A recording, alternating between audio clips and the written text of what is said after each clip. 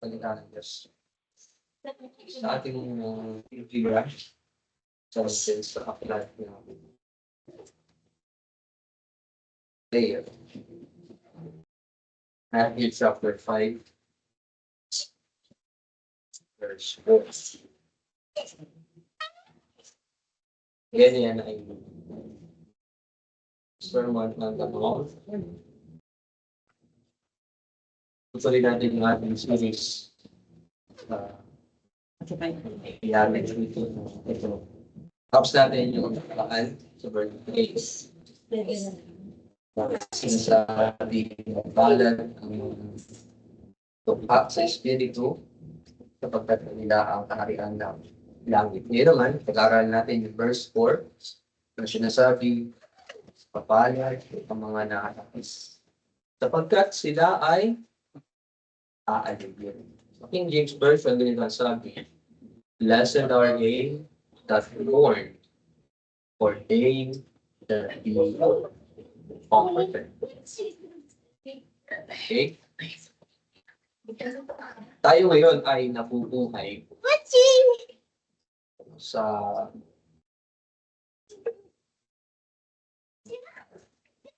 ito, noong panahon na to,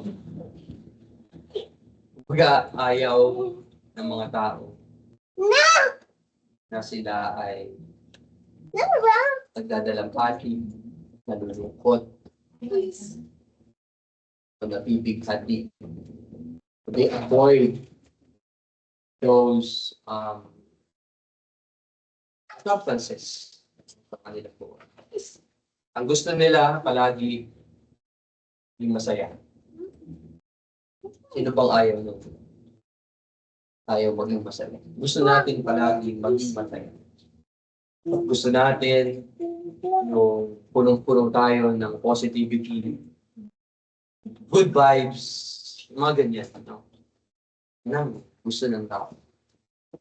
Pero pagdating sa matinding kalungkutan, alam niyo ba ng sanlibutan, kapag ka nakita ka na nalulungkot, tila ba nagdadalampati?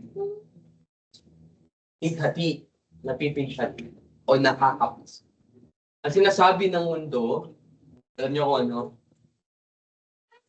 Ano yan? Huwag ka susuko. Laksan mo lang yung loob. Yan ang sinasabi. Nasa libutan.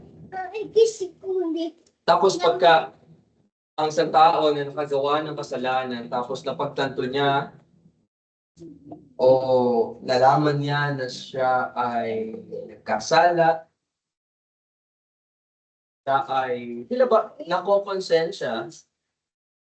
Alam mo, ang sinasabi ng kultura, ang putol ng culture, forgive yourself. Mag-move on ka. Ganun na lang. Ito na sa akin.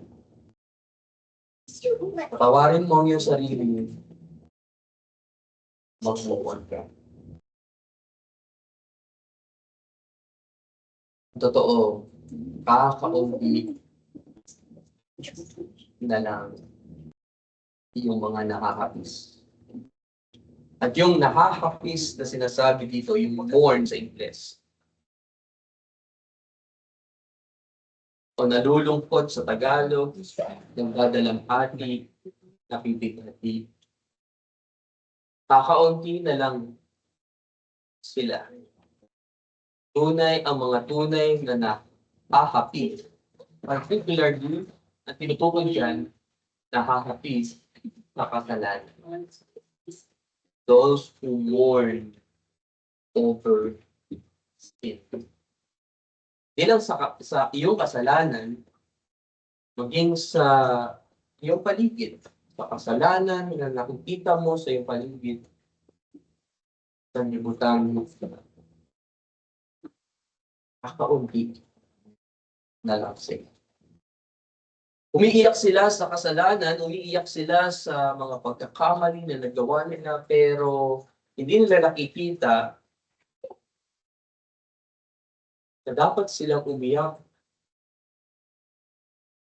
sa kasalanan nila dahil nasubay nila ang Diyos.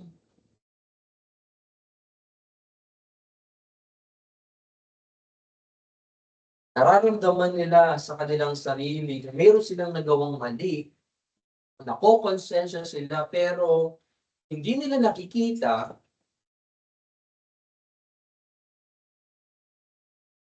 na nadismayan nila ang Diyos. Na na-offend nila ang isang banal na Diyos. Or let's say, nahihiya sila dahil na-expose yung kanilang kasalanan,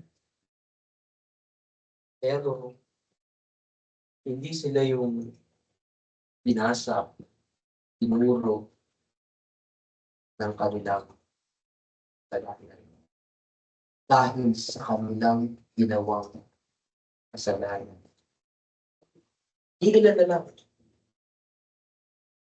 ang mga tunay na nakahapis sa kasalanan.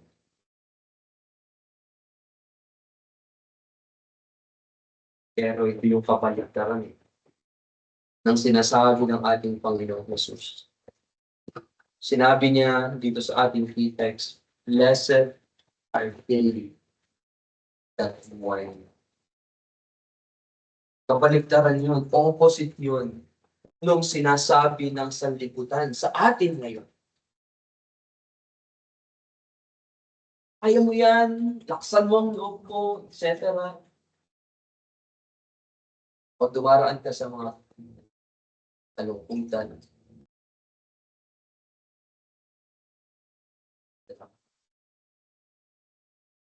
ang ganda na sinabi ng Panginoon Jesus, mapapalad ang mga nakakakis sapagkat sila ay aarin. Ngayon, yung konteksto ng ating key text na pinag-aaralan, yan ay may iuugnay mo sa ating binasa kanina na scripture reading sa Isaiah chapter 61 verses 1-3.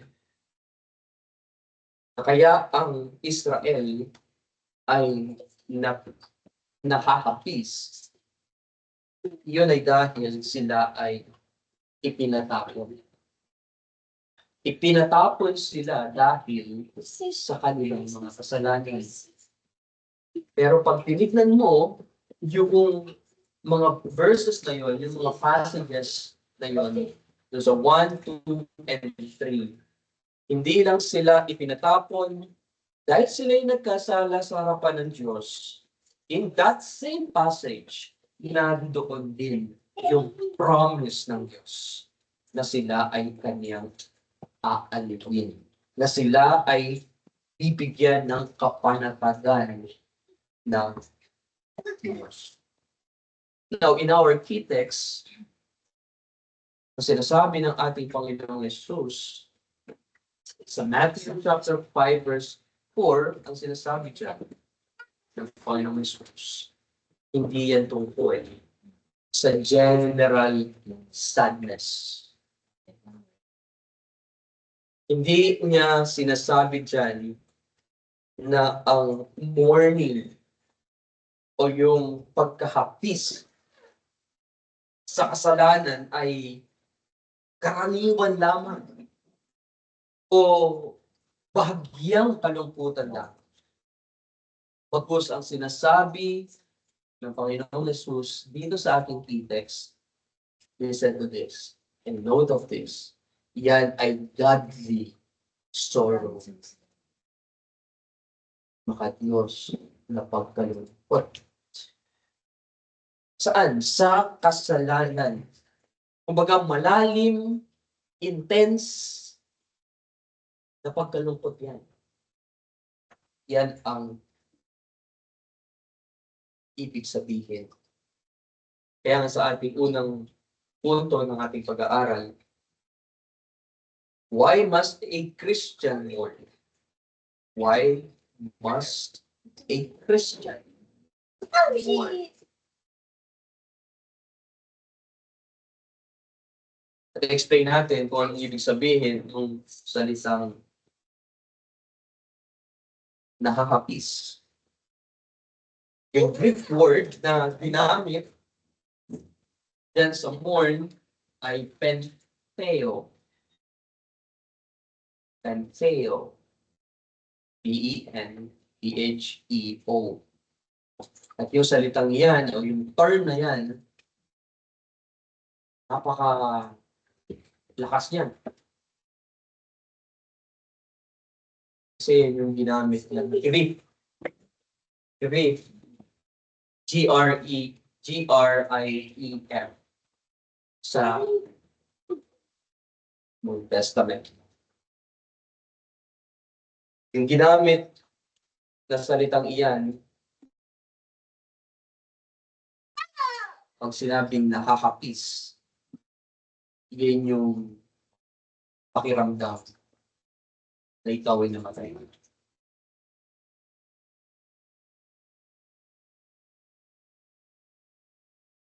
Yun yung mararamdam.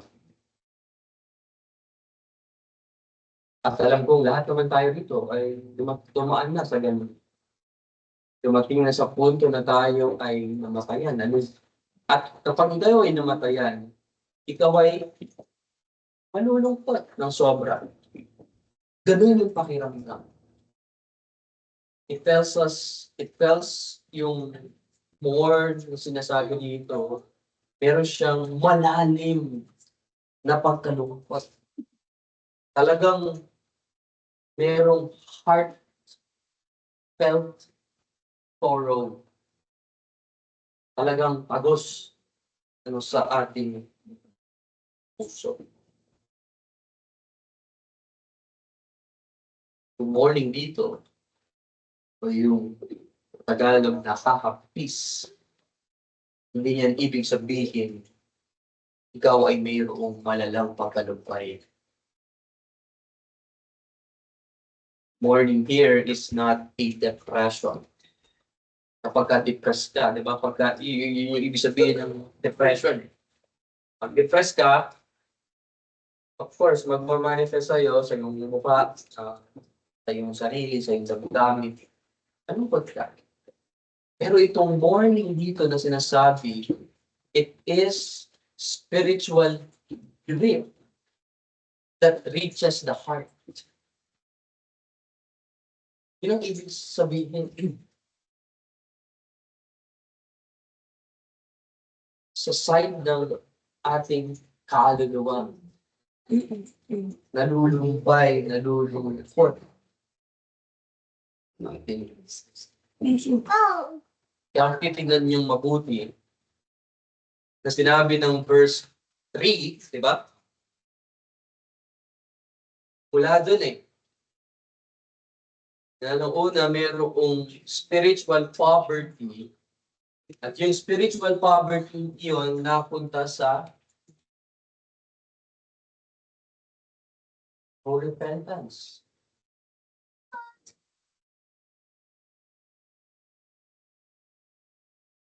It turns from spiritual poverty, in yung verse 3, the blessed are the poor in spirit.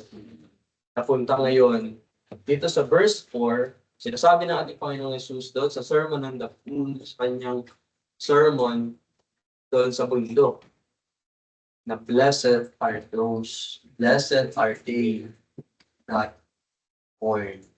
And that talks about our true repentance. Yung ating tunay na pagsisisi sa harapan ng Diyos. Na para i-illustrate yun, mamaya bibigay ko yung pangyayari sa buhay ni Pedro at pangyayari sa buhay ni Judas Iscariot. Sinasabi natin na mourning ay ibinigay o i-differentiate, no, ng 2 Corinthians chapter 7 verse 10. Basahin natin yan. 2 Corinthians chapter 7 verse 10.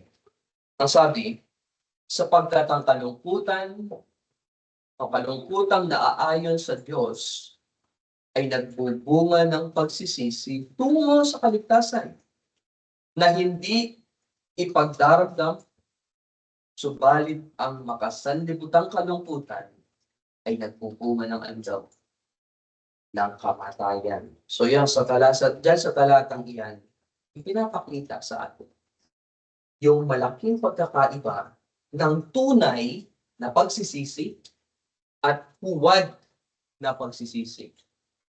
True and false repentance. Sa tayo kaya din. Sabi ko nga, bigyan natin yung halimbawa ni Pedro at Judas. At si Pedro, yung base ng kanyang kalungkutan ng mourning ay godly sorrow. Tingnan natin sa Luke chapter 22, kung sa Isaiah na yun, Luke chapter 22, verse 62. Okay? Paano nagsisi si Pedro? Sa verse 54. Luke chapter 22.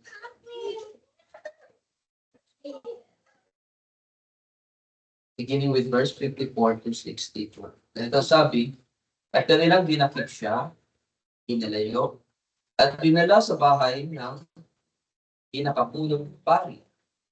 Si Pedro ay sumunod mula sa malayo. At nang makapagpaninga sila ng apoy sa gitna ng patio at makaupong magkakasama, si Pedro ay nakiupong kasama nila. Samantalang siya'y nakaupo sa liwanag ng apoy, nakita siya ng isang alindang babae. Tumitig sa kanya at nagsabi, ang taong ito ay kasama rin niya. Subalit itinanggi niya ito at sinabi, babae, hindi ko siya nakikilala. Pagkaraan ng isang sandali, ay nakita siya ng isa pa at sinabi, ikaw ay isa rin sa kanila. Subalit sinabi ni Pedro, Ginoo, hindi ako. Nang makaraan ang mga isang oras, may isa pa na nagpipilit na nagsasabi, tiyak na ang tao ito ay kasama rin niya, sapagkat siya'y taga-Galilea. Subalit sinabi ni Pedro, Ginoo, hindi ko nalalaman ang sinasabi mo. At kaagad, samantalang siya'y nagsasalita pa, tumilaok ang isang manok. Verse 61, lumingon ng Panginoon at tumingin kay Pedro. At naalala ni Pedro ang salita ng Panginoon kung paanong sinabi niya sa kanya, bago tumilaok ang manok ngayon, ay ipagkakaila mo ako ng 3 ulit. Now, verse 62. At siya'y lumabas at umiyak ng buong pati. Saan? Sa kanyang kasalanan. Buong pait, ganoon na binitawan yung kanyang kasalanan. Ibig sabihin, kanyang i-reject ang kasalanan. Dapat sa ating pagsisisi, sa ating paglapit sa Diyos, sa ating pag-amin sa ating mga kasalanan, tuluyan na natin i-reject ang kasalanan. Hindi na natin ito dapat i-depend sa harapan ng Diyos. Huwag na nating pagtakpan yung ating mga kasalanan. Huwag na nating ipangatwiranan yung ating mga nahayag na expose na kasalanan sa mata ng Diyos. Huwag na nating tignan ang kasalanan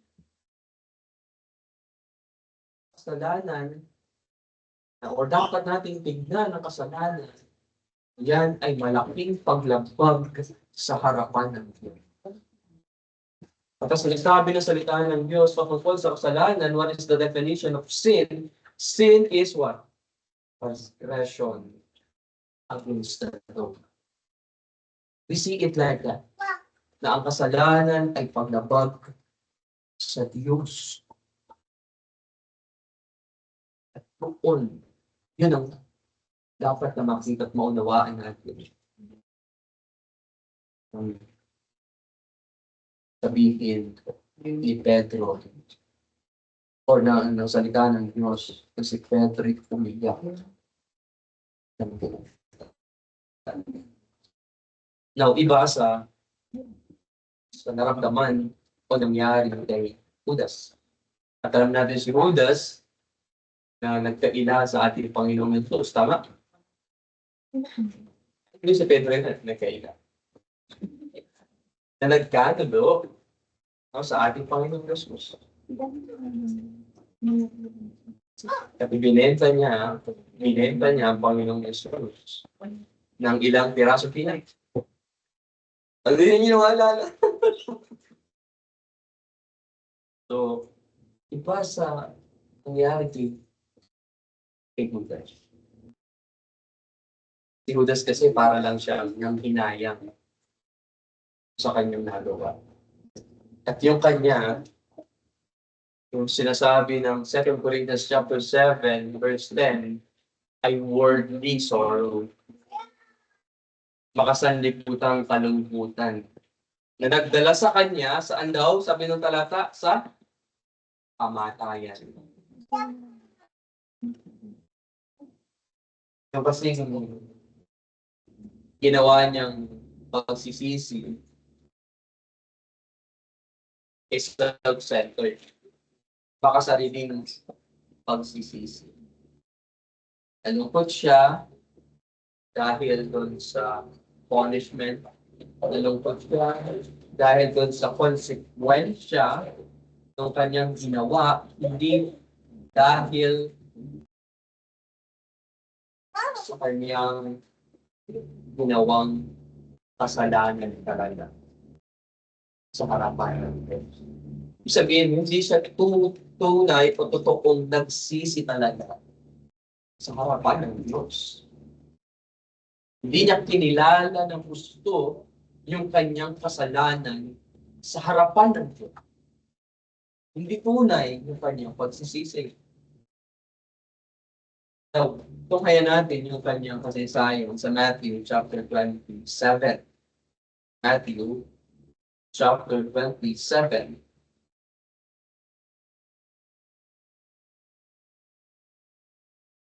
Simula talatang 3. And ito ang sabi, Matthew 27 verse 3, at si Judas na nagkalalo kay Jesus nang nakitang pinatulan na ito, ay nagsisi. Ito, yung pagsisisi yun, hindi yun totoo. At isinauli ang 30 pirasong pila, 30 pieces of silver. Saan? Sa mga punong pari at sa matatanda na sinasabi, ako'y nagkasala. Kinilala niya yung kasalanan sa pagkakanulo, sa dugong walang sala. Kinilala niya na mayroong punishment, mayroong consequences. And that's it. Ganun hanggang doon lang. Ngunit sinabi nila, ano yun sa amin? Ikaw ang bahala dyan.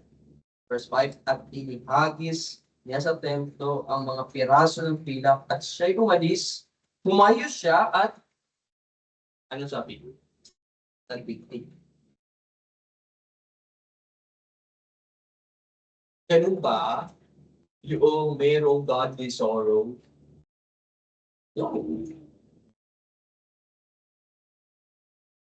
Yung kanya kasi worldly. Yung sorrow, yung paghihinagpis niya sa kasalanan na nagawa niya. Napuno siya, nabalot siya ng kawalan ng pag-asa. Pag-asa sa Diyos. Kasi patatawarin ng Diyos kung kanya lamang tutupong ihahayag yung kanyang kasalanan sa harapan ng Diyos. Pero hindi yun ang kanyang ginawa. Kaya pagkus, imbis na maghatid sa kanya sa kaligtasan ng pagsisisi, nagdala sa kanya yung pagsisisi niya o yung kalungkutan niya sa kamatayan. That's sad. So yung ating key text, merong mga misinterpretation or misconception sa bagay niya. Pagka daw ikaw ay nakakapis sa iyong mga kasalanan, sinasabi ng tao, napakahina ng iyong pananampalataya. Weak. You are weak. Para bang wala kang pagkakag-asa. Well, in reality, kailangan mo na kasing buhayin ng Diyos ang iyong puso. Buhayin ng Espiritu ng Diyos ang iyong puso bago ito maghinagpis sa kasalanan. Ano yun? Buhayin, re-regenerate, bibigyan ka muna ng bagong puso ng Diyos. Kailangan mo munang mag-born again bago mo ma-experience yung mahapis ka sa iyong kasalanan. At ang isa pang misconception ng maling pananaw ng tao sa morning, hindi na daw kailangan.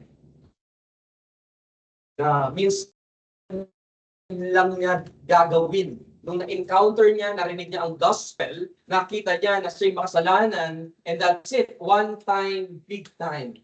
Isang beses niya lang gagawin, yung mamorn siya, mahapis siya sa kasalanan. That's wrong. Yun. Dahil ang pagsisisi sa harapan ng Diyos, it's an ongoing activity. Ongoing. Bahagi siya ng buhay natin araw-araw. Okay, you're blessed. You're blessed. Kaya, yun ang ating application sa bagay ng sa examine your heart. Examine your heart. Yung sa disiplina. Nilalaman ng yung tanong na kailan ka huli ng papis sa iyong kasalanan? Kailan ka nalungkot sa mga ginawa mong kasalanan sa harapan? Kailan ka naiyak? Kailan ka nagdalamhati sa ginawa mong kasalanan sa harapan? Naalala ko tuloy si David. Yung nakagawa siya ng kasalanan. Yung sinipingan niya si Bathsheba. Nagkasala siya ng immorality, ng adultery. Yung ni-rebuke siya ni Prophet Nate na may gawang tao niya. Nakita niya talagang sa Psalm 50:51, mababasa mo kung gaano siya nagpakababa sa harapan ng kung gaano siya nag-mourn over his sin. Kaya tanong ko sa iyo ito, kailan ka nagdalamhati sa iyong mga kasalanan? Kahit pa naiyak. Kinilala mo ang iyong mga kasalanan. Marami mong kasalanan sa mata ng Diyos. Hindi ka naiyak dahil merong punishment, merong konsekwensya yung mga ginawa mong kasalanan sa harapan ng Diyos. Naiyak ka dahil na-offend mo ang Diyos. Nagdadalamhati ka kasi nasuway mo ang Diyos sa kanyang mga kautusan. Meron ka maiiyak, magdadalamhati, and Lord bless. Sabi ng salita niyo.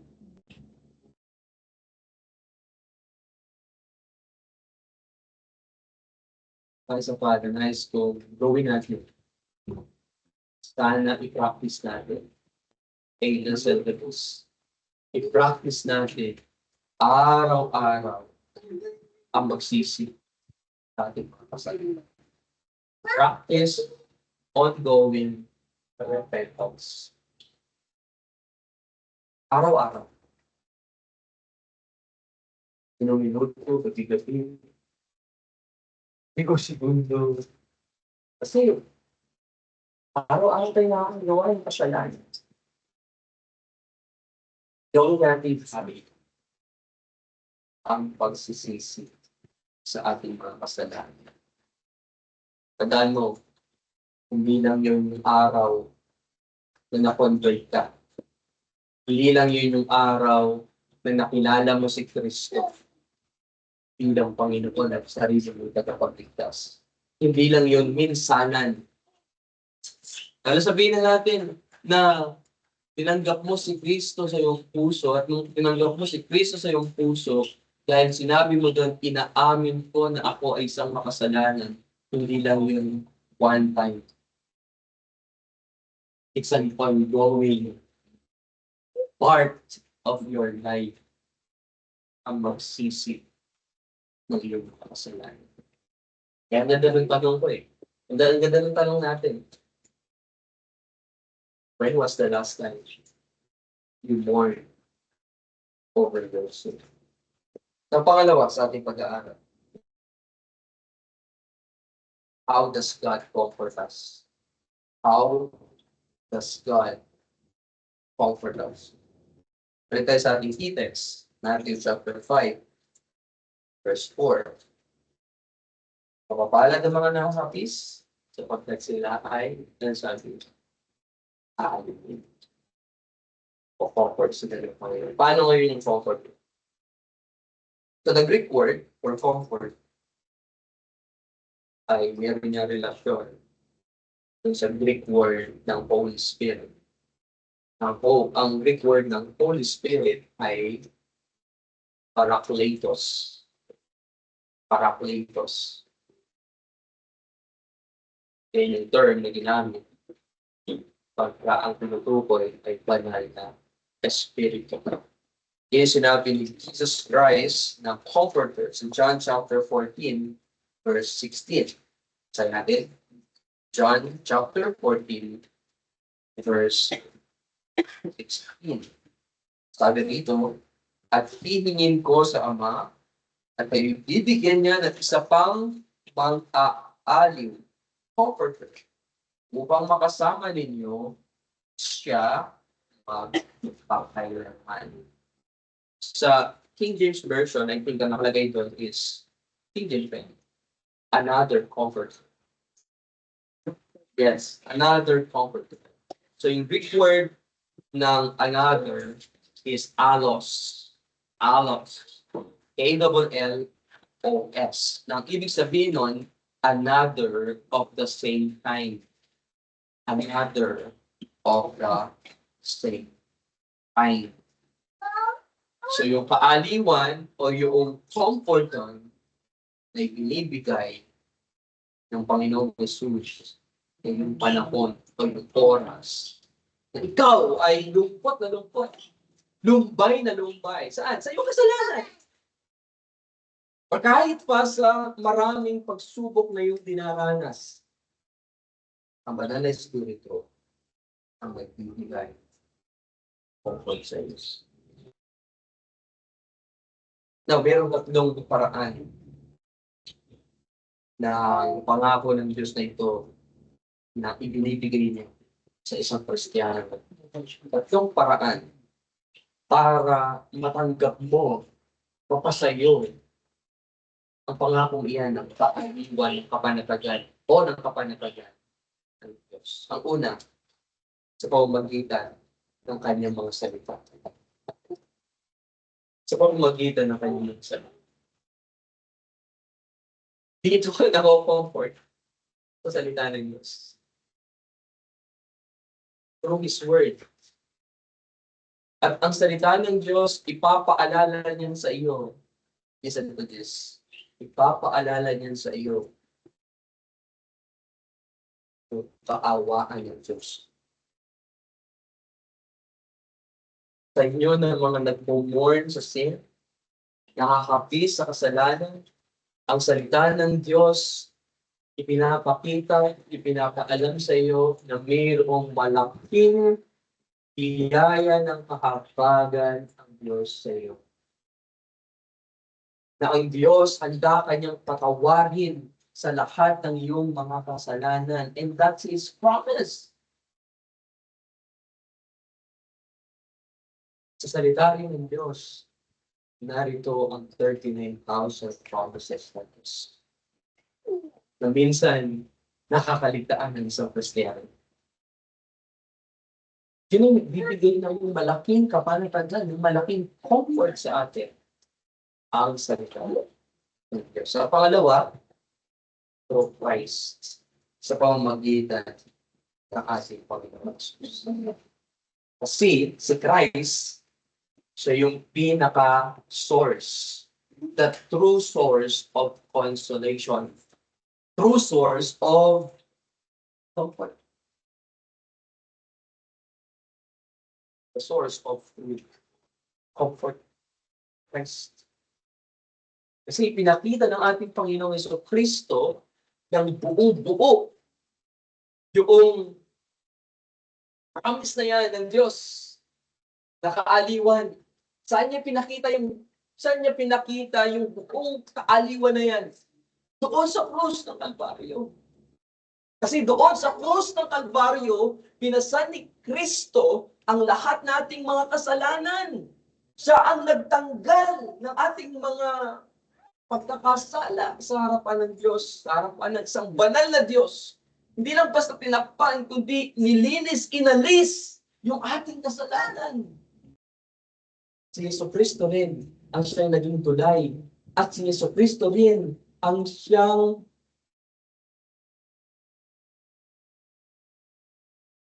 Tagalog ng reconcile. Na ang bugtong na anak ng Diyos ang naging tulay para tayo ay makasundo ng Diyos. Sa pamamagitan ng kanyang muling pagkabuhay mula sa mga patay, iyon ang nagbigay sa atin ang malaking katiyakan ng walang hanggang kapayapaan sa Diyos na banal. Si Jesucristo din. Although, kaya God, ito yung comfort na binibigay sa atin. Tanging kay Jesucristo din na-find up natin ang biyaya upang gawa natin natin. For God so loved the world that He gave His only begotten Son, that whosoever believeth in Him shall not perish, but have eternal life. Pangatlo, comfort na nakatanggap natin. Hope of the future. Pag-asa sa pinaka. Yung tatlong parang na pinangako ng Diyos, mayroong restoration. Yung sabihin, patanggalin niya parang araw yung epekto ng kasalanan. Ibigay niya tayo ng eternal na kaligayahan o kagalakan. Bibigyan niya tayo ng wala na eh. Na doon, yung pag-asang yun, doon wala ka nang mararamdamang pain. Wala nang sorrow, wala nang pain, wala nang pagluha.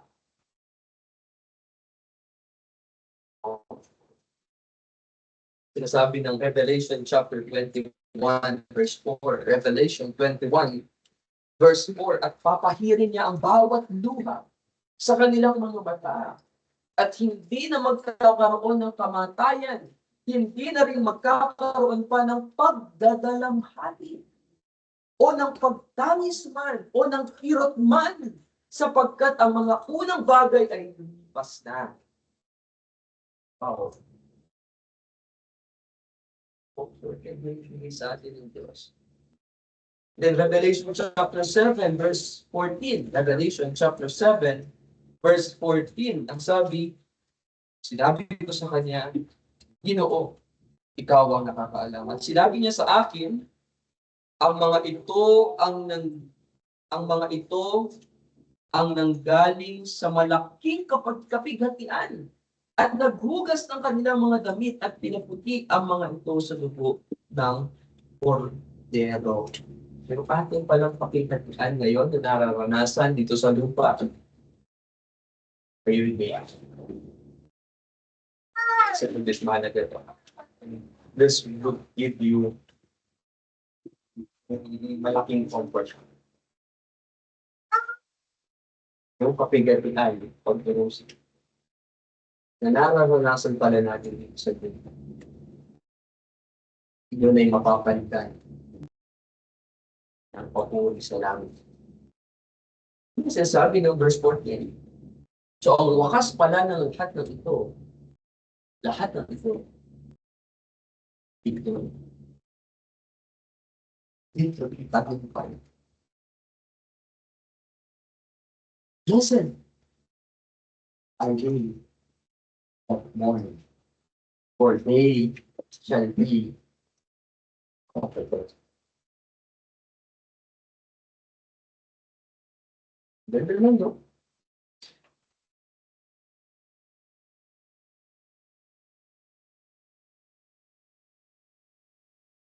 At itong na-fulfill sa salita ng Diyos sa Isaiah 57, verse 15. Sabi natin.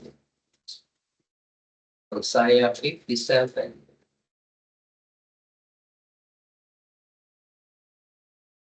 verse 15. Sapagkat ganito ang sabi ng mataas at matayo, tumatahan sa walang hanggan, na ang pangalan ay banal. Ako'y naninirahan sa mataas at banal na tao, at gayon din sa may pagsisisi. Watch. At gayon din sa may pagsisisi at mapagpakumbabang loob, upang buhayin ang loob ng mapagpakumbaba at upang buhayin ang puso ng may pagsisisi.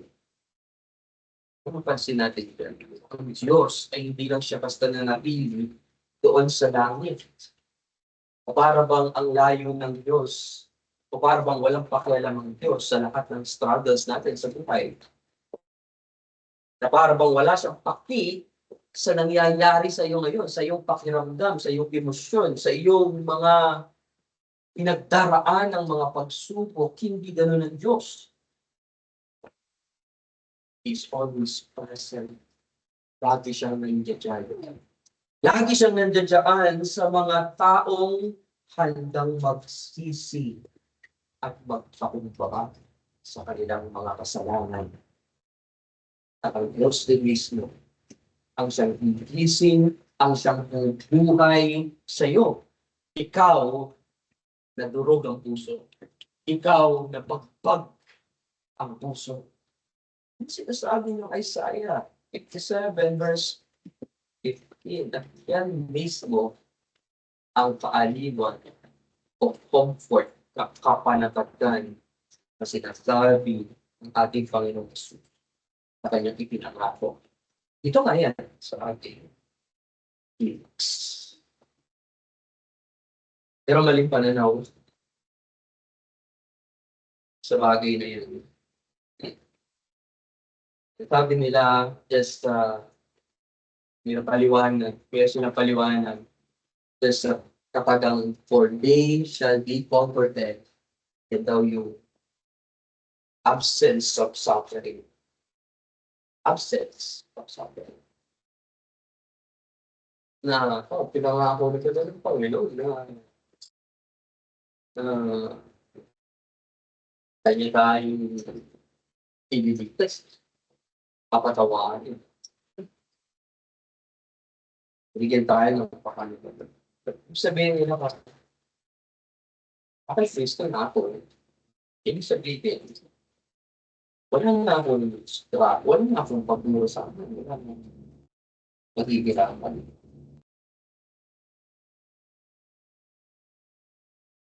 Kung mo iisipin na naging Kristiyano ka, magiging maganda lang yung buhay. Nagiging sagana na ang lahat. Na wala ka nang daranasing problema, pagsubok, bigatian, etc. Hindi ganyan ang buhay Kristiyano. In reality, let's look at this. Ang totoong comfort, dumarating yan. Kaya nga comfort eh. Ang comfort, dumarating yan pag nakapis ka sa iyong kasalanan. At in reality, sa buhay mo ngayon, na dumaan ka sa pagsubok, sa pagdadalamhati, let's say, ikaw ay nawalan. Darating ang malaking comfort sa iyo ng Diyos sa kalagitnaan ng lahat ng yan. Yun ang sagot. Comfort comes in the midst of suffering. Sa kalagitnaan ng iyong mga pinagdurusahan. Anong ibinibigay sa iyo ng Diyos sa mga sandaling yan, sa mga sandaling ito? Pag-asa. Binibigyan kanya ng pag-asa. Binibigyan kanya ng kapayapaan sa iyo.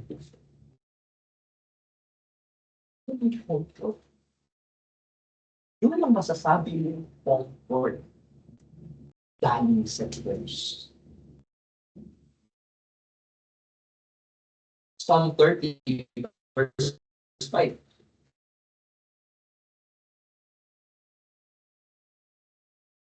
Baby. Psalm 30, verse 5, sabi niya, sapagkat ang kanyang galit ay sandali lamang, at ang kanyang paglingap ay panghabang buhay. Maaring magtagal ng magdamag ang pag-iyak. Pero tignan mo, sabi niya, ngunit sa kinaumagahan ay dumarating ang tapat.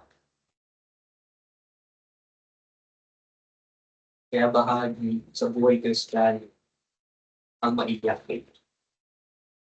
Maiyak sa mga pagdurusa. Maiyak sa mga pangyayari ito. Bahagi ng buhay Kristiyano na hindi ipinangako ng Diyos na kung Kristiyano ka na, wala ka na problema na naranasan. Kung Kristiyano ka na, hindi ka na luluha. Si Kristo nga lumuha eh. Are you with me? Si Kristo nga umiyak eh. Yung namatay yung kaibigan niya. Sino yung kaibigan niya? Sino? Sino yung kaibigan niya na naiyak siya eh? 11:35. Pag sabi yung pag may reverse eh. Jesus wept. Yeah. 11:35. Sino yung kaibigan niya namatay? Si Lazaro, di ba? Yes. Kaya pa ako lang. Kasi baka tagang pag-iupan sa buhay Kristo. Kaya hindi naman naiyak si Jesus Christ. Dahil sa kasalanan. Hello? Dahil sa kasalanan. Bakit? Kaya mamamatay ang tao. Dahil yun ang kasalanan. For the wages of sin is death. But the good life, the gift, Christ is what? Eternal love.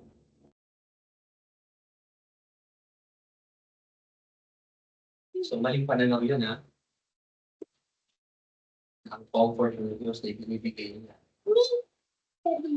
Ilalayo pa niya sa mga pagiging kapag mo sa kaya isa pang maling pananaw ay dapat mong paghirapan ang maling comfort niya. Dapat gumawa ka ng mabuti, dapat magpakatinino ka, dapat gawin mo to, ganyan. Hindi ganun. kaaliwan na iyan. Tandaan mo to. Hindi dahil sa makapait ka, sinusunod mo ang kautusan ng Diyos. Hindi dahil ang comfort na yan ay biyaya ng Diyos. That's a grace ng Diyos. Gift sa atin ng Diyos. Na tayo galing pinaka-comfort. So, bilang application, lagi natin tatandaan.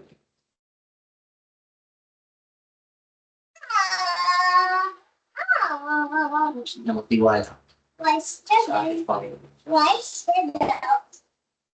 Lagi natin alalahanin ang mga salita sa ating Diyos. Sa ating pagkatapos, tandaan natin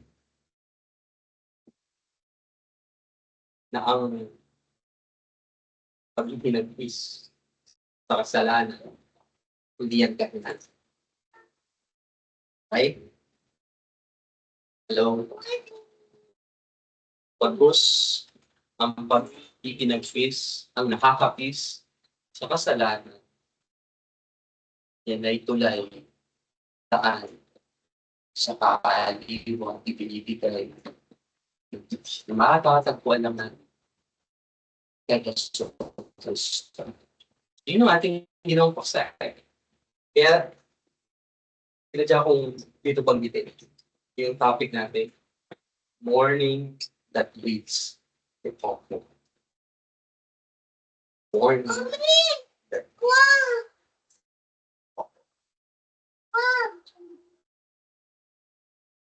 isang quote ang nakuha ko from J.C. Ryle. Sabi ko, pakinggan natin. Those who mourn for sin are the true followers of Christ. Hello? Narinig niyo? Those who mourn for sin are the true followers of Christ. Their sorrow is the beginning of blessing, for they shall know the peace and joy which the world cannot give. Amen. Tayo manalangin sa Diyos. Kapangyarihan naming Diyos. Tunay na ikaw ang bigay sa amin na kapanatag. Kita namin na Diyos sa kanyang pamilya kasama sa iyong pagpan. Kami ay walang magagawa sa isa. Salamat dahil pinapit mo kami. Ibigyan mo kami ng pagkasos sa natin. At patawarin mo nawa kami ng Diyos kapag mayroong kay aming nakalimutan. Mayroong kami katotohanan. Hirap para sa amin na magpawaan. Na ngayon lang namin nakita pag-unawaan. Salamat kahit kami pala yung kapalat. Hindi kami nakakatis. Nakakanasan namin hindi lupot sa kasalanan, sa mga kasalukuyang nangyayari sa even sa mga nakapaligid sa amin. Yan pala ito patumbas na pangako sa iyo. Meron kami kapanatagan sa iyong salita ang nakita kay Yesu Kristo mismo at sa pag-asa sa darating na hinaharap. At ito yung pang-uwipin, aalisin. Gagawin mong bago ang lahat. Maraming salamat po sa katotohanan ito na aming narin. Ginawa kami na may apply ito sa amin. Aming panalangin sa pangalan ng Diyos. Okay. At dapo ngayon tayo sa ating pangaloob sa Diyos. Habang tayo